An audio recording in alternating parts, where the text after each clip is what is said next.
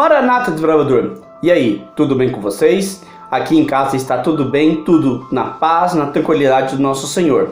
Apesar de nós estarmos ainda em quarentena, eu mesmo estou com muita saudade de ir para a reunião do clube, fazer a ordem unida, pôr a unidade em ordem, estar participando com meus amigos, com o pessoal do meu clube, estar fazendo talvez uma caminhada, um bivac, um acampamento. Quem aqui não está sonhando com acampamento? Acho que quase todos os bravadores estão sonhando com acampamento.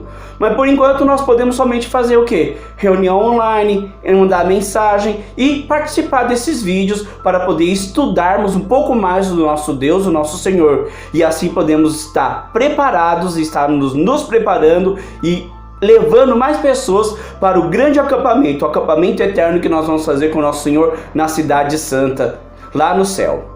Mas hoje nós vamos estar fazendo o quarto estudo do livro Mistérios dos Dois Livros, do Classe Bíblica direcionada para os bravadores de 13, 14 e 15 anos. Esse estudo tem o seguinte título: O Cordeiro que Salva Lobo. Como assim, o Cordeiro que Salva o Lobo? Interessante, né? Curioso, cordeiro que salva o lobo. Geralmente é o lobo que caça um cordeiro. Mas antes de nós entrarmos no estudo, de vermos alguns detalhes sobre esse estudo, eu quero que você dê um tapa no joinha, dá um like aí, curte esse vídeo, compartilhe esse vídeo para os outros seus amiguinhos e também se inscreva no canal do Pioneiros do Planalto para poder receber mais informações toda vez que a gente publicar vídeos. Nós temos planos de fazer muito mais vídeos para poder ter todo o material legal para vocês desenvolverem a classe, especialidades e também a classe bíblica, beleza? Então, bora aí, inscreva, coloque o seu joinha, curte o vídeo e também vamos compartilhar. Então, o estudo dessa semana, o quarto estudo do livro é O Cordeiro que Salva Lobos. Tem esse tema, O Cordeiro que Salva Lobos. E antes de nós começarmos os estudos e eu apresentar algumas coisas, eu gostaria de falar algumas dicas, algumas curiosidades sobre lobos. Provavelmente muitos de vocês já fizeram especialidade de cães, né? Aprenderam bastante coisa sobre os canídeos, né? E também o lobo faz parte dos cães, né? Da família dos canídeos. Só que ele é o quê? Um animal selvagem. E antes disso, nós vamos estar aprendendo um pouco mais sobre isso. Para quem ainda não fez especialidade, eu vou colocar aqui embaixo na descrição um link para um arquivo que eu explico toda a especialidade, um arquivo que está no formato do Prezi, que você pode assistir no seu computador, no seu celular e aprender um pouco mais sobre essa especialidade muito 10, muito legal. Acredito que muitos bravadores já fez essa especialidade, mas de repente também não conhece tantas curiosidades, tantas informações sobre os lobos. E também então assista esse vídeo sobre os lobos.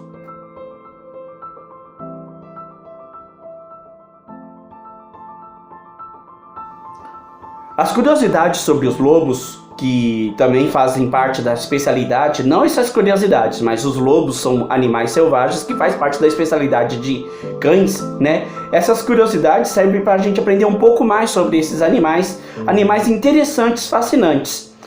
Por exemplo, a primeira coisa é que todo lobo, ele é carnívoro. Vocês sabem disso, todo mundo já sabe sobre isso. Só que talvez você não saiba, poucos talvez saibam, que ele também é canibal. Ele pode praticar canibalismo, quer dizer, ele pode comer, caçar e comer um membro da sua alcateia que seja mais fraco, que esteja ferido, atrapalhando a alcateia, ou também por situação de fome, não tem caça, não tem nada e para sobreviver toda a alcateia, principalmente os filhotes, ele mata um ou duas espécies da sua alcateia para poder comer. Ele pratica canibalismo. Outra coisa interessante é que um casal de lobos, quando eles começam a acasalar, eles formam um casal, eles vivem a vida toda juntos. Eles não se separam, um casal é eterno para eles. Somente acontece quando um dos cônjuges ou um dos parceiros morre, daí sim, aquele que ficou vivo, ele pode estar relacionando, fazendo um novo parceiro. Mas mesmo assim, é um parceiro para toda a vida. É um princípio de Deus. Olha só que interessante. Os lobos ficam com um parceiro que eles se casam, que eles se acasalam para a vida toda. Por que o homem cria essa ideia de casa, não gostei, descasa. Casa, não deu certo, descasa. Isso daí não está certo, isso não é princípio de Deus. Até a natureza ensina os princípios certos de Deus. Outra coisa interessante é que a gente pensa que o lobo ruiva na lua cheia. Na verdade não, o lobo ele ruiva todos os momentos, seja na lua cheia, lua minguante, lua crescente, seja de dia, seja de noite, seja no inverno, seja no verão. Ele ruiva em todos os momentos, que é uma forma de comunicação para ele. É uma forma para avisar outros membros da sua alcateia, da sua família, que tem uma caça próximo, ou que ele está em perigo, ou de repente somente avisar alguma outra informação para seguir aquela trilha, seguir algum lugar, né? Eles ruivam de vários ruivos diferentes para várias situações diferentes. E além disso, eles também têm um sistema muito interessante de comunicação. Além do ruivo e dos latidos, ele também pode se comunicar através de abano do rabo, movimento do corpo, andada que ele faz em volta da alcateia. Ele pode avisar alguma coisa para toda a sua família, toda a sua alcateia. Ele tem várias maneiras de comunicação. Tem uma comunicação muito desenvolvida. Até mesmo no que ele abre a boca, o olhar dele, a expressão facial que ele faz, ele pode estar comunicando. Olha só que interessante, a gente pensava que eles não tinham comunicação tão abundante assim. Os lobos originais geralmente são das cores cinza, né? Podem ter lobos, que é os lobos que vivem no Polo Norte, os árticos, que são também de pelagem clara ou branco, ou podem ter pelagem vermelhada, ou caramelo, marrom, bege, né? Lobos negros existem, mas na verdade esses lobos geralmente é porque algum ancestral, tipo pais ou os avós daquele lobo negro, de pele negra, de pelagem negra, ele teve um cruzamento com um cão, seja um cão selvagem ou um cão doméstico. Ele teve um cruzamento com um cão, então ele nasceu com isso, porque somente os cães conseguem ter essa variedade da pelagem, pele preta, pele escura, né, negra, o pelo negro. Então o cão geralmente que tem pele escura foi mudado geneticamente, teve uma mutação na sua linhagem, e por isso que ele tem a pele escura.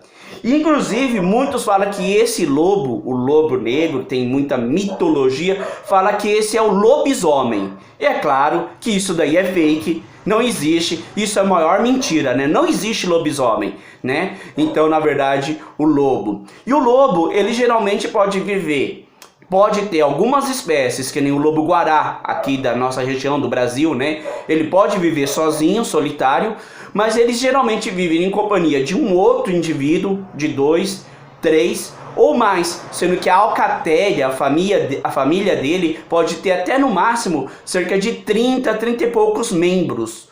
A mordida de um lobo é impressionante. A força da mandíbula dele, dos músculos que ele tem, consegue gerar uma força de 680 quilos por polegada. Então, por exemplo, se ele morder, por exemplo, o meu braço, com certeza ele vai conseguir quebrar os meus ossos. 680 quilos por polegada amassando o meu braço, imagina, é muita força. É o dobro da força de uma mordida de um cachorro, dos cachorros mais fortes que existe, que é do pitbull, dos bulls, do bulldog. Eles têm a mordida muito forte. Só que o lobo tem o dobro de força com relação à mordida. E outra coisa interessante é que todos os lobos eles andam de cabeça baixa quando eles estão junto da alcateia, né? Mesmo quando eles estão próximos do macho alfa, eles têm esse sistema dentro da alcateia que tem um macho, que é o alfa. E ele é o alfa não porque ele é o mais forte, geralmente é porque ele tem melhor experiência em caçar, ele consegue identificar melhor a presa para poder caçar, ele consegue proteger melhor também toda a família, ele tem essa responsabilidade de organizar a defesa dos filhotes, dos mais fracos, dos mais velhos, das fêmeas. Ok? Então tem o macho alfa, tem os machos betas que estão abaixo do macho alfa, que auxilia na proteção e na caça, né? Também tem os filhotes e os lobos mais velhos, que são chamados os ômegas dessa classe, né? Dessa família.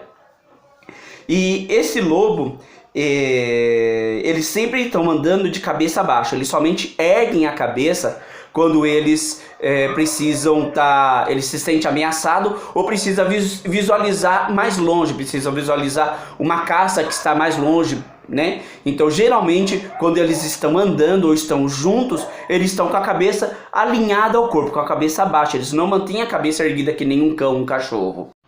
E por falar caça, mesmo quando eles estão em dupla, 2 lobos, 3 ou uma cautela maior, né? Eles analisam a sua presa. Por exemplo, se tem um grupo de ovelhas ou um grupo de gazelas, de impalas, né, de gnus, de búfalos, eles caçam até búfalos. Eles olham primeiro, analisam direitinho, eles não vão atacando. O macho alfa primeiro olha, analisa, ele tenta identificar qual que é o indivíduo daquela manada que está mais vulnerável, os filhotes que estão mais vulneráveis, né? E assim ele estuda também não só aquela manada, aquela sua presa, ele também estuda para ver o território. Como assim? Ele verifica se tem rios por perto, que daí ele pode aprisionar essa manada próximo do rio e assim atacar com mais facilidade. Ou ele pode verificar se tem pedra, se tem um penhasco, rochas, para poder assim cercar eles de forma. E nisso ele pode passar até 3 dias. Ele, o macho alfa, junto com os seus outros lobos, eles podem passar até 3 dias caçando um outro animal para poder alimentar toda a alcateia, toda a família. E falar em alimentação, um lobo pode comer 10 quilos, eles precisam comer 10 quilos de carne todos os dias. Então, por exemplo, ele precisaria matar 1, 2, 3 indivíduos de uma manada para poder alimentar, por exemplo, uma alcateia que tem mais de 30 membros, ok? Por exemplo, se for uma gazela, um veado, não dá tudo isso de comida, não dá 300 quilos. Só um búfalo dá mais do que 300 quilos para ele poder comer. Muito interessante, né, essas curiosidades que foi falado, que eu acabei de citar sobre os lobos. A gente aprendeu um pouco mais sobre os lobos e completando, aumentando nossa especialidade de canídeos, especialidade de cães. Mas voltando ao nosso título do nosso tema, da nossa classe bíblica, o Cordeiro que salva lobos, né? Eu vou contar também uma história que pode retratar um pouco sobre aquilo que eu quero explicar, sobre o sequestro que nós todos tivemos sobre o pecado. O pecado nos sequestrou, o mal nos sequestrou, e nessa luta que nós temos entre o bem e o mal, sobre o pecado, sobre Deus e Lúcifer, e também o que nós podemos estar fazendo para nos redimir do nosso erro, do nosso pecado, da nossa agressividade, da nossa selvageria, tá? Jack London, em 1897, ele foi para o Alasca, muito tempo atrás, 1897, e ele tinha o seguinte objetivo: ele queria estudar sobre a natureza humana nesse local, um lugar extremo de muito frio, e sobre a ganância humana nesse local, os reflexos sobre a ganância, sobre a vida humana dentro de um local de extremo frio, de extrema difícil de viver, né? E ele se inspirou, ele escreveu 2 livros inspirados nos trenós e nos cães. No primeiro livro, ele conta a história de um cachorro que ele chama de Book. Esse cachorro, ele tem uma vida doméstica, ele vive com um dono, a qual, infelizmente, um cara que era viciado em jogos, em apostas, roubou esse cachorro, porque era um cachorro muito bonito, um cachorro que valia um valor muito bom, e ele roubou esse cachorro do dono dele e levou para mesa de apostas apostar. Perdeu esse cachorro e no final das contas esse cachorro foi contrabandeado e foi parar no Alasca para se tornar cachorro de trenó, para puxar trenó. E ele teve uma vida muito dura, porque ele era um cão doméstico, acostumado a viver dentro de casa, passear, etc e tal, e viver em um lugar de extremo frio, junto de outros cachorros, com pouca oferta de comida, né? E também ele tinha que brigar com esses outros cachorros, ele não tinha uma convivência com outros cachorros muitas vezes até semi-selvagens ou selvagens. Então, ele teve uma situação muito dura demais para ele. Até que ele foi encontrado por um senhor chamado John Thornton. John Thornton encontra e pega esse cachorro, o Book, E esse cachorro, ele é cuidado por John Dalton, porque os outros donos dele, agrediam muito dele. Além de ele viver numa vida muito cruel com os outros cachorros selvagens, ele também apanhava, era espancado todos os dias por esses donos do trenó. Então John Thornton pega esse cachorro e começa a cuidar e sarar dele, cura das feridas dele, transforma ele num cachorro bom, saudável de novo. Só que teve um momento que John Thornton morre, e daí esse cachorro fica solto na natureza. E solto na natureza, ele se encontra e consegue ser aceito por uma alcateia, por uma família de lobos. E ele começa a ter agora uma vida selvagem. Ele começa a caçar igual os lobos, ele começa a ruivar, ele tem uma vida igual dos lobos. Ele começa a ser um cão selvagem. O senhor que eu falei, o Jack London, que foi para o Alasca estudar sobre a ganância, sobre os seres humanos, ele escreve um segundo livro, que retrata agora o filhote de Book. Aquele cachorro que era doméstico, sofreu e ficou solto na natureza e agora se tornou selvagem. Ele consegue se relacionar e fazer um filho com uma loba, e agora tem um filhote, que é o nome Caninos Brancos. Esse cachorro, filho de Book, Caninos Brancos, ele é meio lobo, meio cachorro e vive com a alcateia dele. Só que tem um detalhe, ele é capturado por índios. Sendo capturado por índios, os índios tentam forçar ele ao trabalho, carregar cargas, carregar o trenó, só que ele é muito selvagem, muito agressivo e não consegue. E os índios resolvem então colocar ele em uma rinha, de vender esse cachorro para uma rinha de cães. Rinha de cães, você sabe o que é? É o local onde eles põem cães para poder brigar e fazer apostas e ali. Só que Caninos Brancos consegue ser um grande vencedor e matar muitos outros cachorros. Ele era muito violento, muito agressivo. Até que em um ponto, em uma certa luta, numa certa vez, um outro cachorro consegue lutar, vencer ele e machucar ele muito, ferir ele gravemente. Até que daí o Scott, que estava naquela região a passeio ou a negócios, ninguém sabe exatamente, pega Caninos Brancos e começa a cuidar dele. Cuida dele, sara ele, durante muito tempo, ele ficou 1 ano recuperando o cachorro. Até que depois desse 1 ano, ele pega e resolve soltar então Caninos Brancos na mata, na onde ele foi criado, para depois ele voltar para a terra dele. Incrível que pareça, Scott é da Califórnia, aonde o pai de Caninos Brancos, o Book, também era da Califórnia. E só que ele teve uma surpresa. Quando ele solta os Caninos Brancos estava já acostumado a viver junto com Scott, porque Scott mostrou para ele amor, mostrou ele cuidado, sarou ele, né? Ele já se tornou quase que doméstico praticamente. Então Caninos Brancos não consegue viver mais na doméstica e fica sempre perto do Scott. Então Scott não teve outro jeito de pegar aquele cachorro e levar ele de volta para a Califórnia, porque ele precisava voltar. Então ele levou Caninos Brancos, o filho do Book, para a Califórnia. E lá ele começa a aprender a viver como um cão doméstico, mesmo parecendo um lobo, porque ele tinha uma descendência de lobo, mas agora ele vive dentro da casa, ele come, ele recebe ração, recebe todos os cuidados para viver ali junto de Scott. Até que um dia, perto da casa de Scott, uma casa pega fogo. E ele, o Caninos Brancos, consegue identificar que dentro da casa ainda tinha uma pessoa. Ele corre no meio do fogo, salva aquela pessoa, puxa aquela pessoa, consegue, que aquela pessoa estava desmaiada por causa da fumaça, consegue puxar por um caminho seguro e salvar a vida daquelas pessoas. E aquele povo daquela cidade, daquela região, começou a admirar o Caninos Brancos e viu que Caninos Brancos e chamaram ele de o Bom Lobo. E ele viveu numa vida restante confortável, feliz, porque todo mundo agora gostava dos Caninos Brancos. Olha só que incrível, queridos. No livro de Isaías retrata uma coisa interessante sobre lobos, né? Eu gosto muito do livro de Isaías porque ele retrata muita coisa sobre o novo céu, Nova Jerusalém, né? Sobre o Messias.